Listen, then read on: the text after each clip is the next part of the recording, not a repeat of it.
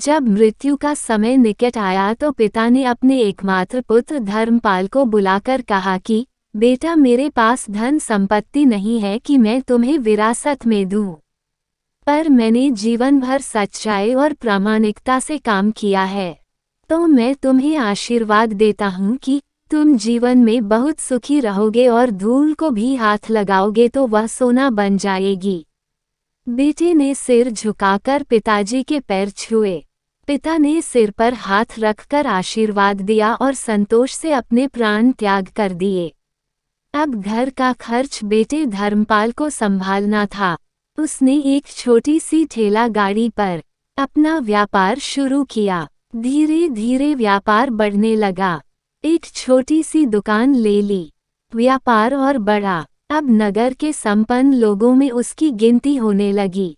उसको विश्वास था कि यह सब मेरे पिता के आशीर्वाद का ही फल है, क्योंकि उन्होंने जीवन में दुख उठाया पर कभी धैर्य नहीं छोड़ा, श्रद्धा नहीं छोड़ी, प्रामाणिकता नहीं छोड़ी। इसलिए उनकी वाणी में बल था और उनके आशीर्वाद फलीभूत हुए और मैं सुखी हुआ। उसके मुंह से बार बार यह बात निकलती थी। एक दिन एक मित्र ने पूछा, तुम्हारे पिता में इतना बल था तो वह स्वयं संपन्न क्यों नहीं हुए, सुखी क्यों नहीं हुए? धर्मपाल ने कहा, मैं पिता की ताकत की बात नहीं कर रहा हूँ, मैं उनके आशीर्वाद की ताकत की बात कर रहा हूँ। इस प्रकार वह बार बार अपने पिता के आशीर्वाद की बात करता तो लोगों ने उसका नाम ही रख दिया बाप का आशीर्वाद। धर्मपाल को इससे बुरा नहीं लगता। वो कहता कि मैं अपने पिता के आशीर्वाद के काबिल निकलूं, यही चाहता हूँ। ऐसा करते हुए कई साल बीत गए। वो विदेशों में व्यापार करने लगा। जहाँ भी व्यापार करता उससे बहुत लाभ होता। एक बार उसके मन में आया कि मुझे लाभ ही लाभ होता है, तो मैं एक बार नुकसान का अनुभव करूं। तो उसने अपने एक मित्र से पूछा कि ऐसा व्यापार बताओ कि जिसमें मुझे नुकसान हो। मित्र को लगा कि इसको अपनी सफलता का और पैसों का घमंड आ गया है। इसका घमंड दूर करने के लिए इसको ऐसा धंधा बताऊं कि इसको नुकसान ही नुकसान हो। तो उसने उसको बताया कि तुम भारत में लौंग खरीदो और जहाज में भरकर अफ्रीका के जंजीबार में जाकर बेचो। धर्मपाल को ये बात ठीक लगी। जंजीबार तो लौंग का देश है, वहाँ से लौंग भारत में लाते हैं और यहाँ 10-12 गुना भाव पर बेचते हैं। भारत में खरीद करके जंजीबार में बेचें तो साफ नुकसान सामने दिख रहा है। परंतु धर्मपाल ने तय किया कि मैं भारत में लौंग खरीदकर जंजीबार खुद लेकर जाऊंगा, देखूं कि पिता के आशीर्वाद कितना साथ देते हैं। नुकसान का अनुभव लेने के लिए उसने भारत में लौंग खरीदे और जहाज में भरकर खुद उनके साथ जंजीबार द्वीप पहुंचा। जंजीबार में सुल्तान का राज्य था। धर्मपाल जहाज से उतर करके और लंबे रेतीले रास्ते पर जा रहा था। वहां के व्यापारियों से मिलने को उसे सामने से सुल्तान जैसा व्यक्ति पैदल सिपाहियों के साथ आता हुआ दिखाई दिया। उसने किसी से पूछा कि ये कौन है? उन्होंने कहा, ये सुल्तान है। सुल्तान ने उसको सामने देखकर उसका परिचय पूछा। उसने कहा, मैं भारत के गुजरात के खंभात का व्यापारी हूँ और यहाँ पर व्यापार करने आया हूँ। सुल्तान ने उसको व्यापारी समझकर उसका आदर किया और उससे बात करने लगा। धर्मपाल ने देखा कि सुल्तान के साथ सैकड़ों सिपाही हैं, परंतु उनके हाथ में तलवार, बंदूक आदि कुछ भी न होकर बड़ी बड़ी छलनियां हैं। उसको आश्चर्य हुआ। उसने विनम्रता पूर्वक सुल्तान से पूछा, आपके सैनिक इतनी छलनी लेकर के क्यों जा रहे हैं? सुल्तान ने हंसकर कहा, बात यह है कि आज सवेरे मैं समुद्र तट पर घूमने आया था, तब मेरी उंगली में से एक अंगूठी यहाँ कहीं निकल कर गिर गई।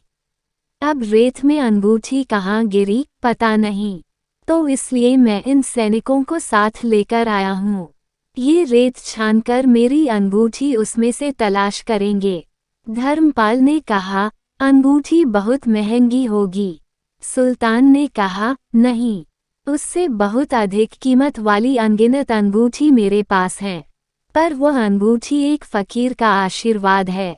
मैं मानता हूँ कि मेरी सल्तनत इतनी मजबूत और सुखी उस फकीर के आशीर्वाद से है, इसलिए मेरे मन में उस अंगूठी का मूल्य सल्तनत से भी ज्यादा है। इतना कहकर के सुल्तान ने फिर पूछा, बोलो सेठ, आप क्या माल लेकर आए हो? धर्मपाल ने कहा कि लौंग। सुल्तान के आश्चर्य का ठिकाना नहीं रहा। ये तो लौंग का ही देश है सेठ, यहाँ लौंग बेचने आए हो? किसने आपको ऐसी सलाह दी? जरूर वो कोई आपका दुश्मन होगा। यहाँ तो एक पैसे में मुट्ठी भर लौंग मिलते हैं। यहाँ लौंग को कौन खरीदेगा? और तुम क्या कमाओगे? धर्मपाल ने कहा, मुझे यही देखना है कि यहाँ भी मुनाफा होता है या नहीं। मेरे पिता के आशीर्वाद से आज तक मैंने जो धंधा किया उसमें मुनाफा ही मुनाफा हुआ, तो अब मैं देखना चाहता हूँ कि उनके आशीर्वाद यहाँ भी फलते हैं या नहीं। सुल्तान ने पूछा, पिता के आशीर्वाद, इसका क्या मतलब? धर्मपाल ने कहा, मेरे पिता सारे जीवन ईमानदारी और प्रामाणिकता से काम करते रहे, परंतु धन नहीं कमा सके। उन्होंने मरते समय मुझे भगवान का नाम लेकर मेरे सिर पर हाथ रखकर आशीर्वाद दिए थे कि तेरे हाथ में धूल भी सोना बन जाएगी। ऐसा बोलते बोलते धर्मपाल नीचे झुका और जमीन की रेत से एक मुट्ठी भरी और सम्राट सुल्तान के सामने मुट्ठी खोलकर उंगलियों के बीच में से रेत नीचे गिराई तो धर्मपाल और सुल्तान दोनों का आश्चर्य का पार नहीं रहा। उसके हाथ में एक हीरे जड़ित अंगूठी थी। ये वही सुल्तान की गुमी हुई अंगूठी थी। अंगूठी देखकर सुल्तान बहुत प्रसन्न हो गया। बोला, वह खुदा आपकी करामात का पार नहीं, आप पिता के आशीर्वाद को सच्चा करते हो। धर्मपाल ने कहा, फकीर के आशीर्वाद को भी वही परमात्मा सच्चा करता है। सुल्तान और खुश हुआ, धर्मपाल को गले लगाया और कहा, मांग सेठ, आज तू जो मांगेगा मैं दूंगा।